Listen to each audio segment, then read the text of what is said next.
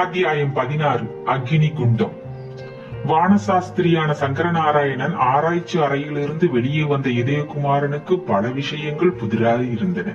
பல விஷயங்கள் புரியவில்லை. தான் முதலில் அந்த விசித்திர அறைக்குள் புகும் போதிருந்த பல காவலரில் மருந்துக்கு கூட ஒருவன் இல்லாமல் திடீரென அர்த்தனமாகிவிட்டது புதிராய் இருந்தது. அந்த காவலருக்கு பதில் இளையவேல் தன்னை வரவேற்றதும் தனக்கு தலை வணங்கியதும் புதிதாய் இருந்தது. தன்னை முக்கூடலுக்கு இளையவேல் நீராட அழைத்ததும் புதிராய் இருந்தது. அறைக்குள் வானசாஸ்திரி இட்ட ஆணை இளையவேலுக்கு தெரிய காரணமில்லை ஆகியால் புதிய விஷயங்கள் இவை. சேரர்களின் இரண்டாவது சாம்ராஜ்யத்தில் பழைய மகத்துவத்தை இழந்தாலும் இரண்டாவது தலைநகரமான தொடர்ந்திருந்த கரூர் வஞ்சியை சோழன் கைப்பற்றியது தெரிந்தும் சேரன் கையை கட்டி கொண்டு வாழாவிருந்த காரணம் புரியவில்லை. வானசாஸ்திரிக்கும் அரசியல் சாஸ்திரத்திற்கும் என்ன சம்பந்தம் இருக்க முடியும் என்பதும் புரியவில்லை. 2 நாட்களுக்கு முன்பு தனது மகளாயிருந்த கண்ணழகி என்ன ஆனாள் என்பதை கூட மன்னன் விசாரிக்காதது ஏன் என்றும் புரியவில்லை. தான் நீராடிய பின்பு ஹோமத்துக்கு வரும்படி எதற்காக அழைத்தார் வானசாஸ்திரி என்பதும் புரியவில்லை. மாரவேலை குத்தியவனை பற்றி தான் ஏதும் சொல்லாதிருக்கு அதை பற்றி மேலும் மன்னன் விசாரிக்காதிருந்த காரணமும் புரியவில்லை. புரியாத விஷயங்கள் இவை. இப்படி இருவகை விஷயங்களில் மனதை செலுத்தியதால் இளையவேலுடன் ஏதும் பேசாமலேயே பல கட்டுகளையும் தாண்டி விருந்து மாளிகையை விட்டு வெளியேறினான் இதயகுமாரன். இதயகுமாரன் சிந்தனை வசப்பட்டு ஏதோ நகரும் பாவை போல் தன்னை தொடர்ந்து வந்ததை இளையவேல் கவனித்தாலும் அதை பற்றி ஏதும் கேட்காமல் முன்னே சென்றான் இளையவேல். அவர்கள் இருவரும் விருந்து மாளிகையை விட்டு வெளியே வந்ததும் பொழுது நன்றாக புலர்ந்திருந்ததால் எங்கும் மனித நடமாட்டம் காணப்பட்டது. ஏதோ ஒரு தெருவிலிருந்து வந்த ஒரு பெரும் பசு கூட்டம் அந்த மாளிகை வீதியில் வரவே இதயகுமாரன் ஒருபுறமாக ஒதுங்கி அந்த காட்சியில் மனதை பறிகொடுத்தான். ஆவினங்கள் சில கத்திக்கொண்டும் சில கனைத்துக் கொண்டும் சென்றன. சில இதயகுமாரன் மீது இடித்துக் கொண்டும் விரைந்து நடந்தன. அந்த கூட்டத்தில் வந்த 2 காளை கன்றுகள் வாளை முறுக்கிக் கொண்டு உயிரை துள்ளி குதித்து அம்மாவென்ற அன்பு குரல் கொடுத்தன. எட்டை இருந்த 3 நதிகளின் சேர்க்கையை தழுவி வந்த காற்று மிக இன்பமாக இதயகுமாரன் முகத்தில் தாக்கவே அவற்றை முகர்ந்து கொண்டு முக விலாசங்கொண்டு நடந்தான் அந்த இளையவேலுடன்.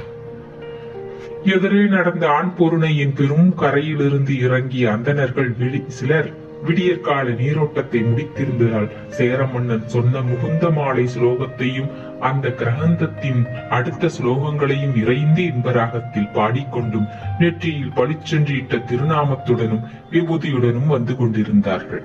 வந்தபோது தங்கள் துணிகளை முறுக்கி விரித்து உதறிக்கொண்டும் சில துணிகளை முறுக்கி தலை மீது வைத்துக் கொண்டும் திவ்ய நாமங்களை பாடிக்கொண்டும் வந்தார்கள். சிலர் கைகளில் பளபளவென்று துளக்கப்பட்ட தாமிர செம்புகளில் நீரை நிரப்பி இருந்தார்கள். அவர்கள் பசு கூட்டங்களிடையே வந்ததும் அந்த பசுக்களின் பின்பகுதியை கையால் தொட்டு கண்களில் உற்றிக்கொண்டு நடந்தார்கள். அப்படி வந்த அந்தணர்களின் தலைக்கு மேலே விடியற் காலத்தில் விழிக்கும் பறவை இனங்கள் கூட்டமாக பறந்து சென்றன. இப்படி வந்த அந்தணர்கள் மீது பசுக்கள் மோதாதிருக்க ஆணிரை மேய்க்கும் பையன்கள் என்று சத்தம் போட்டும் சிறு கழிகளால் மெல்ல தட்டியும் ஆடுகளை ஒதுக்கினார்கள். சற்று எதிரே வந்த புறவி காவலர் 2 புறவிகளில் உட்கார்ந்த வண்ணம் சற்று அவற்றை விலக்கி மாடுகள் செல்ல வழிவிட்டனர். காலையில் நீராடிய திருமுக்கூடல் திருமதிகள் சிலரும் கன்னிப்பெண்களும் உடலில் ஒட்டிய புடவைகளுடனும் மருங்கில் குடங்களுடனும் இட்டிடை எசங்க நடந்து வந்து கொண்டிருந்தாலும் ஒட்டிய சீலைகள் அவர்கள் எழில்களுடன் இணைந்ததாலும் ஏற்பட்ட மனோகர காட்சி விவரணத்துக்கும் அப்பாற்பட்டதாய் இருந்தது.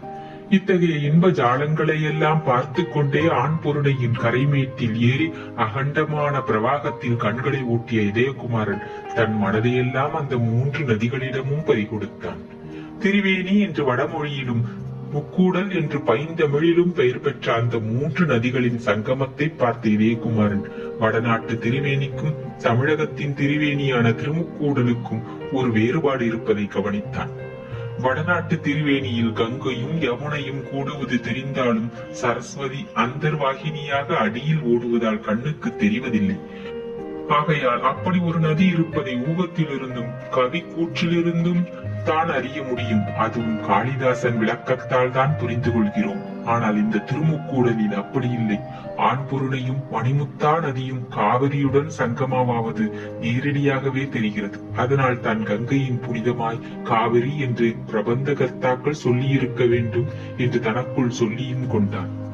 முன் நதிகளும் இணைந்த காட்சியும் அதனால் ஏற்பட்ட காவிரியின் அகண்டமான பரப்பும் அவன் சிந்தனையை அள்ளிச் செல்லவே நீண்ட நேரம் சிலையென நின்றான். பிறகு அங்கேயே களைந்து கரையில் வைத்து விட்டது காற்றில் அடித்துக் கொண்டு போகாதிருக்க வாளை அதன் மீது வைத்துவிட்டு நீரில் இறங்கி பாய்ந்து விட்டான். நீருக்குள்ளேயே நீண்ட நேரம் நீந்தி முன் நதி வெள்ளத்தால் கால் தூரம் சென்று தலை தூக்கிய இதயகுமாரன் இளையவேல் அதிக ஆழத்தில் இறங்காமல் கரையோரத்திலேயே குளிப்பதை பார்த்து நகைத்தான். பிறகு அதிக நேரம் துளையாமல் திரும்ப கைமாறு போட்டு நீந்தி கரை வந்தான். அவனுக்கு முன்னதாகவே கரையேறி துண்டை பிழிந்து தலை துவட்டி கொண்ட இளையவேல் துண்டை கொடுக்கவே அதை வாங்கி நீரில் நனைத்து பிழிந்து தலை துவட்டி உடலையும் துவட்டி கொண்ட இதயகுமாரன் துண்டை கட்டி கொண்டு சராயையும் கழற்றி பிழிந்து உலர்த்தினான். ஆடைகள் உலர்ந்த பின்பு அவற்றை மீண்டும் அணிந்து விருந்து மாளிகை வந்த இதயகுமாரனையும் இளையவேலையும் வரவேற்ற விருந்து மாளிகை தலைமை அதிகாரி இளையவேலை சிற்றுண்டி அருந்து அழைத்தான். இதயகுமாரனை நோக்கி, உங்களுக்கு சிற்றுண்டி அளிக்க வேண்டாம் என மன்னர் உத்தரவிட்டிருக்கிறார். உங்களுக்காக சாஸ்திரியார் அறையில் காத்திருக்கிறார் என்று கூறவே இதயகுமாரன் அந்த அறையை நோக்கி நடந்தான். கடைசியில் அறை முகப்பில் வந்த போது காவலர் இருவர் பணிந்து கதவை திறக்க உள்ளே சென்றான் இதயகுமாரன். அந்த காலையிலும் அந்த அறையில் அதிக வெளிச்சம் இல்லை. அறையில் சாளரம் ஏதும் வைக்கப்படவில்லை என்பதையும் அப்பொழுதுதான் கவனித்தான் இதயகுமாரன். பகலிலும் அங்கு சூழ்ந்த அரைகுறையான அந்தகாரத்துக்கு காரணம் புரிந்து கொண்டான். பகல் நன்றாக ஏறி இருந்தாலும் வானசாஸ்திரி உட்கார்ந்திருந்த மேடைக்கு மேலிருந்த 3 துளைகளும் மூடப்பட்டிருந்ததன் விளைவாக மிக மங்கலான வெளிச்சமே அறையில் நிலவி இருந்தது. மேடை மீது இருந்த அக்னி குண்டத்தின் சுவாலை மட்டும் இல்லாதிருந்தால் நிலைமை இன்னும் பயங்கரமாய்தான் இருக்கும். அக்னி குண்டத்தின் ஜுவாலை நன்றாக விசிறியதாலும் அதன் பக்கத்தில் உட்கார்ந்திருந்த சங்கரநாராயணன் அரசமர சமித்துக்களை அதாவது சுள்ளிகளை அதில் அடிக்கடி போட்டுக் கொண்டிருந்தாலும் கிண்ணத்தில் இருந்த நெய்யையும் தாராளமாக விட்டதாலும் சற்று எட்ட நின்றிருந்த தானுரவியை இதயகுமாரன் பார்க்க முடிந்தது. சேரமன்னன் அன்று நன்றாக நீராடி தன் முன்குடிமையை ஒரு பக்கம் சாய்த்து அழகுற முடிந்திருந்தான். அவன் மார்பு பதக்கம் அவன் அழகிய திருமேனிக்கு மெருகு அளித்ததா அல்லது திருமேனியின் செந்நிறந்தான் பதக்கத்துக்கு அழகு கொடுத்ததா என்று புரியவில்லை சோழ நாட்டு வாலிபனுக்கு. தானுரவியும் சங்கரநாராயணனும் அன்று ஒரே விதமாக கோபி சந்தனம் தீட்டி இருந்தார்கள். இவற்றையெல்லாம் கவனித்த இதயகுமாரனை நோக்கிய மன்னன், நீ சென்று அக்னியை வணங்கு என்று உத்தரவிட்டான். அவர் சொற்படி 2 அடி முன்னே நடந்து அக்னி குண்டத்தையும் வானசாஸ்திரியையும் சேர்த்து வணங்கினான் இதயகுமாரன். அதுவரை கண்களை மூடி ஏதோ முணுமுணுவென்று மந்திரங்களை ஓதிக்கொண்டிருந்த சங்கரநாராயணன் கண்களை திறந்து, இனி ஆரம்பிக்கலாமா ஹோமத்தை என்று வினவினார். ஆரம்பிக்கலாம் என்று மன்னன் கூற, இருவரும் அருகில் வாருங்கள் என்று அழைத்தார் சாஸ்திரி. இருவரும் மேடை அருகில் சென்று மீண்டும் சாஸ்திரியை வணங்க சாஸ்திரி கையை தூக்கி மன்னனையும் இதயகுமாரனையும் ஆசீர்வதித்தார். இனி மேடைக்கு வாருங்கள் என்று அவர் உத்தரவிட இருவரும் மேடையில் ஏறி அக்னி குண்டத்தின் அருகில் சென்று அவர் காட்டிய 2 இடங்களில் உட்கார்ந்ததும் சாஸ்திரி கிழக்கு பார்த்தும் தானும் மன்னனும் வடக்கு தெற்காக எதிரும் புதிருமாக உட்கார்ந்திருப்பதையும் கவனித்த இதயகுமாரன் இவற்றிலெல்லாம் ஏதோ முறை இருக்கிறது என்று தீர்மானித்துக் கொண்டான். அரசனும் இதயகுமாரனும் உட்கார்ந்த பிறகு அவர்கள் கையில் நிறைய அரசு சொல்லிகளை கொடுத்த சங்கரநாராயணன் சொன்னார், இன்னும் 108 தரம் சொல்லியால் ஹோமம் செய்ய வேண்டும். நமது சொல்லிகள் முடிந்ததும் புகையால் திணறுவோம். அரை புகைக்குள் மறைந்துவிடும். அப்பொழுது மேலுள்ள ஒரு வட்டத்தின் மூடி அகழும். அந்த சமயத்தில் கண்களை அந்த துளைக்கு நேரே செலுத்துங்கள், பார்த்ததை சொல்லுங்கள், பிறகு நான் விளக்குகிறேன் என்றார் வானசாஸ்திரி. சாஸ்திரி சொன்னபடிதான் சகலமும் நடந்தது. வெகு சீக்கிரத்தில் அறையை புகை சூழ்ந்து கொண்டது. இதயகுமாரன் மூச்சு விட முடியாமல் திக்குமுக்காடினான்.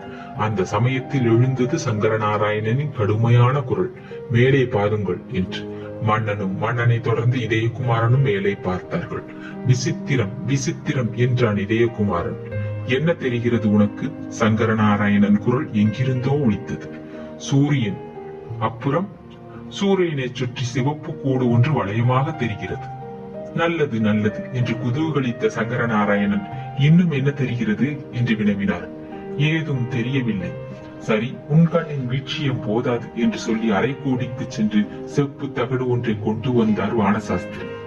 அதை சூரியன் தெரிந்த மேல் துளையை நோக்கி நீட்டினார். அந்த தகட்டில் சூரியனும் அதை சுற்றி சிவப்பு வளையமும் தெரிந்தது.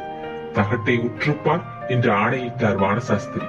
இப்படி கூறிவிட்டு ஏதோ ஒரு மையை தகட்டில் தடவினார். மை தீட்டப்பட்ட அந்த தகட்டை உற்று நோக்கினான் இதயகுமாரன். அவன் சித்தம் ஈடு சொல்ல முடியாத பிரேமையை அடைந்தது. அந்த தகட்டின் மை நடுவே தோன்றினாள் கண்ணழகி. அவள் கையில் மோகனச் சிலை இருந்தது. கண்ணழகி அந்த சிலையை திருப்பு என்று உத்தரவிட்டார் சாஸ்திரி. அவர் சொற்படி சிலையை திருப்பினாள் அவள். இனி அதன் முதுகில் உள்ள தையலை பிரி என்று மேலும் உத்தரவிட்டார் சாஸ்திரி.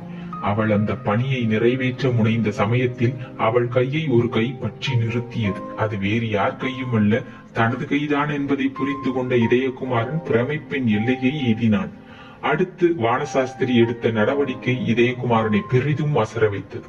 இப்பொழுது இந்த தகட்டை அக்னி குண்டத்தின் நடுவில் வை என்றார் சாஸ்திரி.